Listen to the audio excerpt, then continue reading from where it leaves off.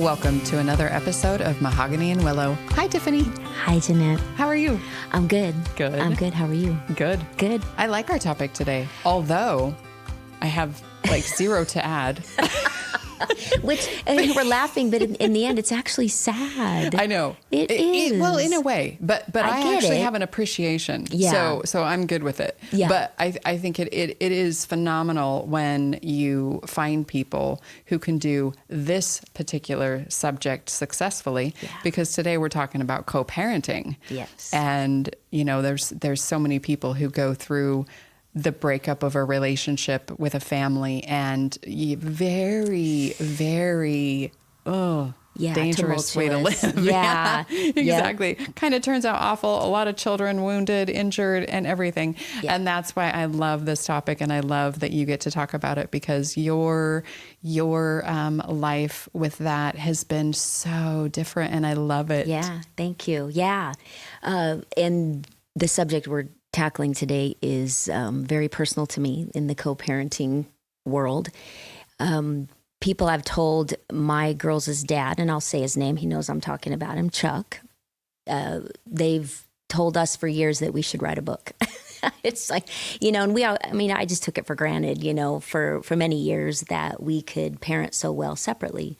And the reason why they would say that is because we actually like each other. We have a mutual love for each other and respect for each other. And, and to just kind of start this off, we've been apart for 22 years.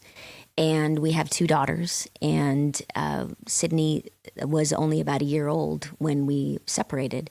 And, I'm not going to sit here and blow smoke and say, oh, it's been rainbows and butterflies from day one. There's obviously the initial challenges of the whole blow up of the family, the separation of this, the moving, the custody, the whatever, and all that is very, very, highly sensitive stuff to deal with. But within the first couple of years after being apart, I didn't give him a choice, so to speak, with, this is what we're going to do. And I promise you, I'll do whatever I can to always make sure that you are the first person I call when something needs to be done, or the kids have issues, or, if I needed somebody to watch the kids on my time, he'd be the first one I would call. For a while, he didn't live in the area, so that made it really difficult, but I still, his mom and I have always remained close. That's my kids' grandmother, Right. It was always something always on the forefront of my brain that family is the most important thing to these children. And the fighting, the chaos, the things that happen with other people that we all know and have witnessed during that breakup, it's devastating to the children. And we made a pact years ago that we'll just do whatever it takes to make sure that they are secure, they know they're loved, and that mom and dad have their back and have each other's back from the get-go. And it's been such a blessing. We've moved on, both of us remarried. I've more than him, which is, a funny subject in itself. But through those times, when you move on from that relationship and you start other relationships, for me, I had this package. The package was not only me, but my children. And I would tell people in my life that he's part of the package. It's just an unspoken thing. If you can't handle it, then that's just not going to work out for me, because that's their dad. He's going to be in our lives. He's going to be around. He's going to, be at functions, family functions.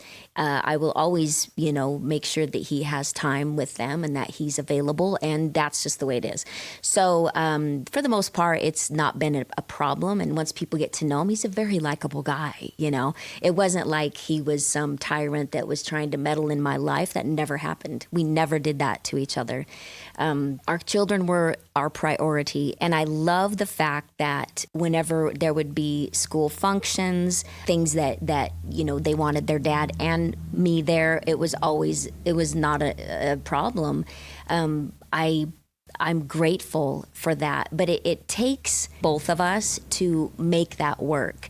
Now, if you're holding on to resentment and anger, I understand that there are times in people's relationships where it ends badly. I mean, badly. It could be something that is not unforgivable, but some aspects of breakups and stuff, there's things that happen that I understand when people have just major resentment. I would hope that they would work through that for the sake of the children, because the kids are not to blame. The kids didn't ask to be brought into a tumultuous, fiery breakup. They didn't ask to be used as a weapon or a tool. They didn't ask to be pulled in different directions. It's not fair to the children. And any advice I'd have ever given anyone that is in the midst of a nasty, nasty breakup is, you've got to just put your feelings aside. You've got to focus on what's best for those kids. Because what's going to happen is those children will grow up to be on high alert all the time. They will always overcompensate. They're going to be people pleasers. They're going to have these personality traits that are from that tumultuous time that they witnessed between their parents. And you don't want that, it's not fair. So I always knew that Chuck and I both wanted our kids to be very well centered. And never question mom and dad's love for them and then their respect for each other. So it's been, I can go back in time and think about when people would be like, you did what? Well, we all, went on vacation and, we went to the Oregon coast last September, all of us. That'd be me, John, the kids, their mates, whatever, and Chuck, and we had a great time. The guys would go fishing, and over the years there would be times that maybe I was going somewhere. I used to travel a lot, and on my time to keep the kids in school and in their home, Chuck would be the first one I'd call. Hey, I'm going to be gone such and such for a week. Are you able to come stay at the house and make sure the kids are in a stable environment with their father and not have to farm them out? Oh, absolutely. So he would stay at my current husband's place, whether it was in Nevada or Boise, whatever it was. He'd come and stay, and the kids would be completely at ease with their dad being there. And I was fine with it. And thankfully at the time, that person in my life was fine with it, because it was like, this is the first person I would call, to have come stay with our children is their father. So it's worked out. We've done birthdays, celebrations. Like I said, we've been on more than one vacation. I could go on. And he's still close with my parents, and I keep in touch with his mom. It's just a beautiful thing. And I would never be the person that a girl or a woman could come to and just lay out all the horrible things the kids' dad did, as far as their father, her husband. And he's horrible, he's this, and I'm not going to work with him and make his life hell, and constantly in court, all these things. It's like, oh, dear God, do you know what you're doing to your children? Do you understand the impact of what it's going to do, these acts right now, this anger, this resentment, what it's going to do to your kids? If people could really realize what that does, I don't think that they would be in that fight. I think they would rethink it. I'm lucky. I'm not saying that this type of thing's for everybody, but I'm very blessed in that department. And even to this day, the kids are grown. Chuck and I are going to be grandparents for the first time, here any day now. And I'm so blessed. I talk to him quite often. When I asked him, I said, I'm going to do this podcast. I'm going to kind of talk about, you and I and our history, and you're the kids' dad. And he said, no, that's great. We have that genuine care for each other. And I love the relationship he has with our girls. That's their dad, and they have a really good relationship. And in some respects, I had the kids for 18 years. And I moved around, there's no doubt. I moved to Nevada, and they finished high school in Nevada. But he's had them, because I'm still in Nevada, and he's had them since they moved back after graduation for the last, several years. And he gets to spend more time with them now than I do. And it's kind of a beautiful trade-off in a way. He gets at least a couple times a week, they get together. They do dinners and stuff. If I'm around, and they'll invite me, or they'll invite John, it's just a really beautiful thing. So my advice to people would really be, put your feelings aside. I understand completely, because I lived it through John, a horrible, nasty, awful situation, and it still goes on to this day, 8 years later. I've seen in other people as well that I'm close to. And if a person can just put your own personal feelings and hurt and resentment aside and focus on those babies, you'll never regret it, because then you can have that nice feeling where your kids see that you had their back. They compliment you. They are constantly bragging about Chuck and I to other people.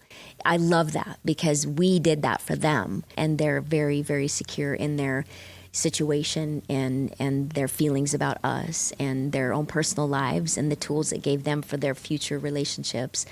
I'm proud as hell of it. So my hope today is just if you can put those personal feelings aside and keep your children as a priority, you'll never regret it. That's beautiful. Thank you. Yeah, I'm sure it's not easy, and I'm sure it takes some conscious decision making. Yes. From the very beginning. So at the beginning, when you guys were splitting up, was there, I mean, what kind of challenges were there, or do you remember conscious decisions that you were having to kind of maybe conscious decisions you were having to make while you were having to put your feelings aside? Or was the breakup pretty mellow? I mean, did it start from the beginning? I knew from day one that I was hoping, it was a hopeful, constant thought in my head that, okay, this is how I want this to go. But I'm one half of the equation, right? So I couldn't control anything. It made it more difficult because he was traveling a lot, and then he ended up moving. So that was really difficult. And then the times that he didn't make it, because Seattle's how many hours away, and there was times that he didn't make it for his visitation. That used to irritate me like crazy. I'm like, well, this isn't your mom's visitation. This is your visitation, so we had a little bit of angst. And I think the whole breakup thing was fairly mutual, but I know there was hurt feelings in there as well, because, the first thing most people say is, well, there's somebody else. I'm like, no, there's not. It's just a matter of this is, it's just one of those things. It's not working. Neither of us were happy. It wasn't like a devastating thing. So it was just the time it takes to adapt and really absorb what's happening. The blow up of a family is never a good thing. It was hard as hell for me. I all of a sudden had to move back to mom and dad's, and I hadn't worked full time for 4 years, and was all of a sudden thrown into having to get a full time job, put the kids in daycare. They were sick all the time, and I was really needing that backup then, and it wasn't there. And everybody else was working, and so I didn't have the backup that I was really, really needing. And it caused some issues, no doubt, absolutely. I definitely made my opinions known about certain things, and as time went on, he got closer and closer distance-wise. Pretty soon he's back here, and then we went through a bump several years later when, I'd been in Boise. He was in the area. It was perfect. It worked great. Everything was great. He would come stay at the house, and all of a sudden, I go through a divorce, and then all of a sudden, I'm dating somebody long distance for several months, and we decide to move. Well, then all hell breaks loose in that moment. And I understand completely, but I did whatever it took to make it easy. I'll meet you halfway. I'll lower your responsibility here. I'll make it work. I'll do whatever it takes. I don't want to take away from you, but this is the point I'm at now. This is where we're going. And my willingness to bend over backwards, I was totally okay with it. And it made it easier for him to agree to certain things. And he came down a lot, and we were fine after that. But it was a bump. It was a big bump. But we got through it because I did what it took. I wasn't going to fight and say, well, I'm taking your kids. Because he's like, I finally made it back here, and now you're leaving with the kids. I'm like, well, it took you long enough to get here, and yes, I'm leaving, and this is what we're doing. But I obviously talked to him at length about it, and he got better with it because I made whatever I needed to do. I was there. I drove like clockwork for a long time, and then pretty soon Riley was old enough to where she could drive and meet him, and then he'd follow her, and then she got old enough again to drive the whole way from Winnemucca to hear. Right. So, you know, it was a process. And again, being willing to do whatever it takes to smooth that bump out, that's what you have to do. And I was grateful that he was, you know, he understood and he said, okay, I'm fine with this. And that's just what you do. You make things work, you know? Absolutely. And I think people's egos and people's, you know, anger and all that gets in the way and clouds that. What's really the most important are those kids. And the constant, I'm glad that you said that there were some bumps. I'm glad that you said that there were things that needed to be worked out. It wasn't like at the beginning, it just fell into place. We were perfect co-parents and we went about our business. Right. It's kind of nice to know, not in the sense that you had problems. Right. No, I know. Sounds rude. No. But it's nice to know that there's movement there. Yeah. And like you said, just the desire for people to yes, you're going to hit the bumps and just work the bumps out to the best of your ability. And nothing's perfect. It wasn't perfect when he was gone and it wasn't perfect when you moved away. Yeah. It wasn't perfect. It was the workability that you created that ended up with the result that you got, which I absolutely love. I think that's perfect. Yeah. Thank you. Yeah. It's been a wonderful journey. And again, like I said, I genuinely care for him. Right. If anything happened to him, it would be devastating, you know, of course for my kids, but for my family, you know, I mean, that's a unit. And cause I've known him for so long and we have two beautiful kids together. And, you know, we are just totally focused on the kids' happiness, well-being, and now with the grandbaby coming, you know, it's just, I know, it's just amazing. And it's, again, a new season in our lives. True. And so much to be grateful for. You know, he's a hard worker, a good person.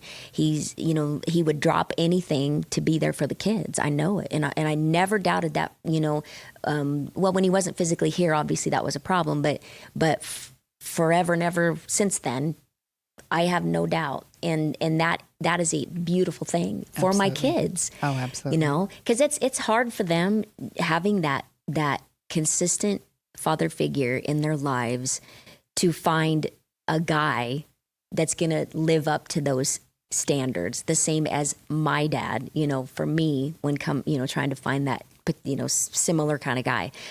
And I'm glad they have that because I'm a daddy's girl, you know, complete, utter daddy's girl.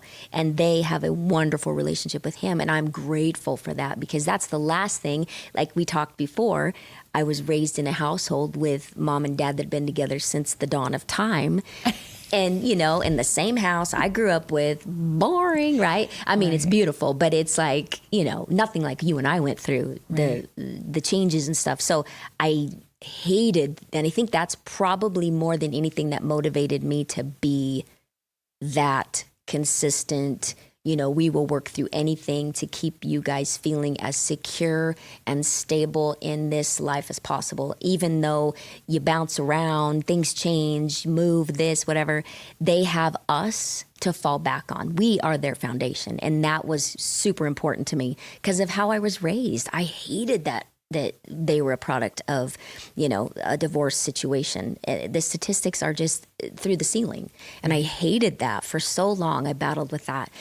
But I wasn't going to stay in a relationship that I knew wasn't right for either of us, you know, because I wanted my kids to have a loving, you know, nurturing atmosphere, whether it was us together or apart. And we've successfully done that. And that was super important to me.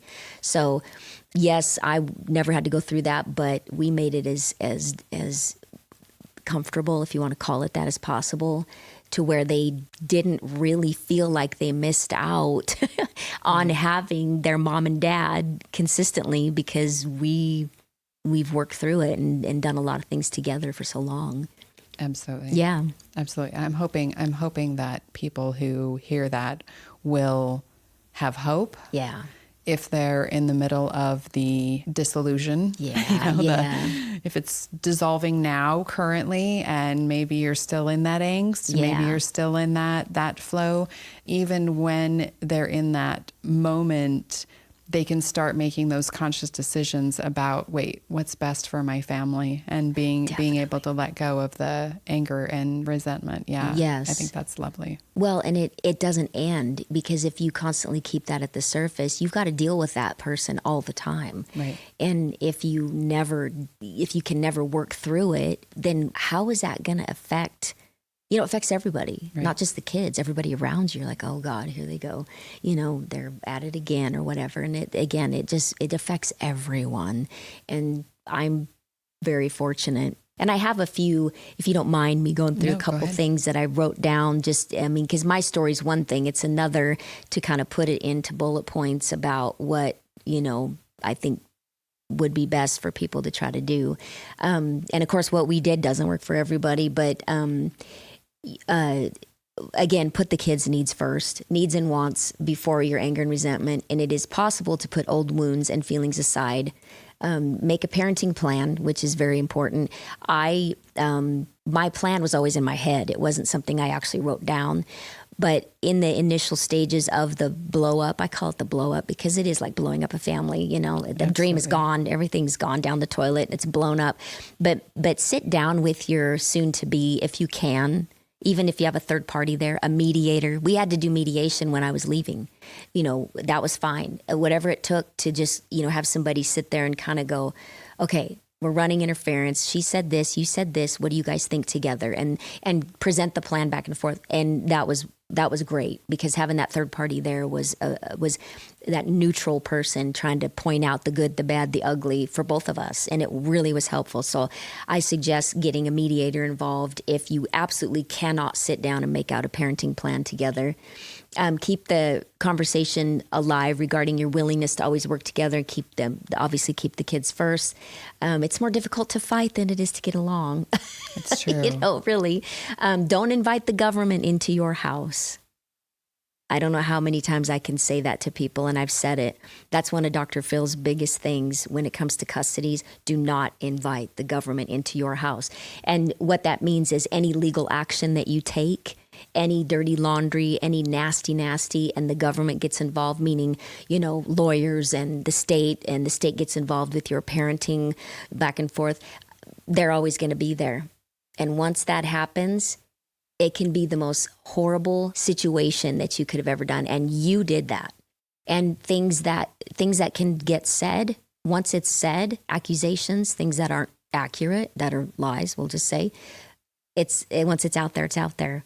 And then you can label somebody just out of being pissed off. Spiteful, yeah. And spiteful. You can label that person and it's forever there. And again, why? Because the kids are the ones that suffer. So do not let the government in. Yeah. Be willing to always pay your way. Take care of your responsibilities. They're half yours.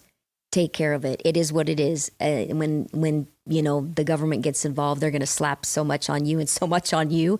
You take it and you do whatever. I hadn't worked for 4 years. 4 years, I hadn't worked a full-time job.